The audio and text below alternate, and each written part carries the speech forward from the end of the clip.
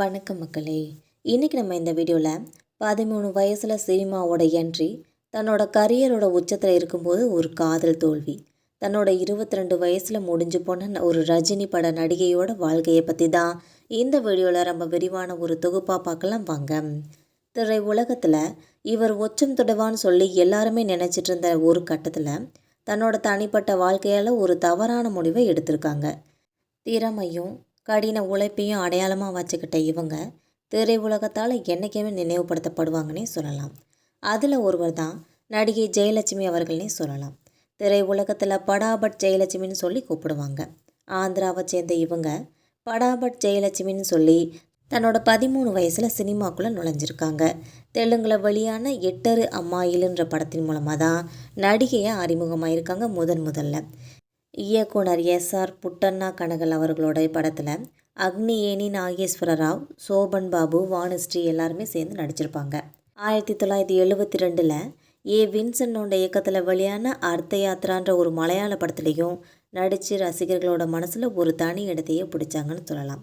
இதுக்கப்புறம் இவங்களுக்குன்னு ஒரு தனி ரசிகர் பட்டாளமே உருவாயிடுச்சு. இந்த படம் ஜெயலட்சுமிக்கான ஒரு தனி அடையாளத்தை வாங்கி கொடுத்துச்சுன்னு கூட சொல்லலாம்.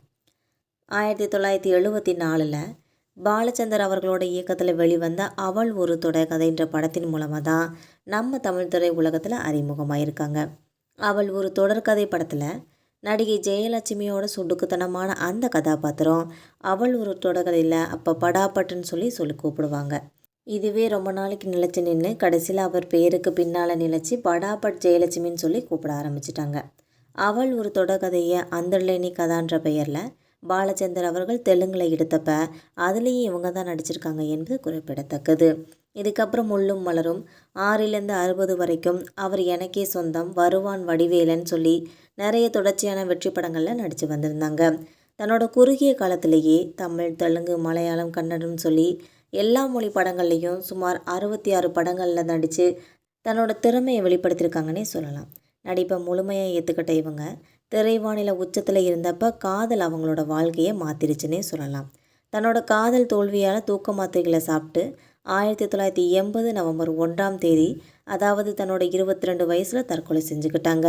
முள்ளும் மலரும் படத்தில் நடிகர் ரஜினியோட தங்கையாக நடிச்சிருப்பாங்க சோபா அவர்கள் 1980 மே 1 தன்னோட 17 வயசில் அவங்களும் தற்கொலை செஞ்சுக்கிட்டாங்க என்பது குறிப்பிடத்தக்கது. ஜோடியாக நடித்த படாபட் ஜெயலட்சுமி அவர்களும் அதே வருடம் நவம்பர் 1 தற்கொலை செஞ்சுக்கிட்டாங்க. 2 பேருக்கும் காதல் தான் பிரச்சனையாக இருந்திருக்கு. இதுக்கப்புறம் 2018 நடிகர் ரஜினிகாந்த் கொடுத்த ஒரு பேட்டியில் உங்களுக்கு விருப்பமான நடிகை யார் அப்படின்னு சொல்லி கேட்ட கேள்விக்கு படாபட் ஜெயலட்சுமின்னு சொல்லி பதிலளிச்சுக்காங்க. நடிகர் ரஜினிகாந்த் மட்டும் இல்லாமல் அவங்களோட நடித்த எல்லாருக்குமே படாபட் ஜெயலட்சுமி அவர்கள்லாம் ரொம்ப விருப்ப நடிகையாகவே இருந்திருக்காங்கன்னு சொல்லலாம். இவங்களோட இந்த இளமையிலே வந்த இவங்களோட மறைவு நம்மளோட சினிமா துறைக்கு ஒரு பேர் இழப்புன்னு கூட சொல்லலாம். இந்த வீடியோ உங்களுக்கு பிடிச்சிருந்தா மறக்காமல் சப்ஸ்கிரைப் பண்ணி பெல் ஐக்கனை கிளிக் பண்ணி வச்சுக்கோங்க.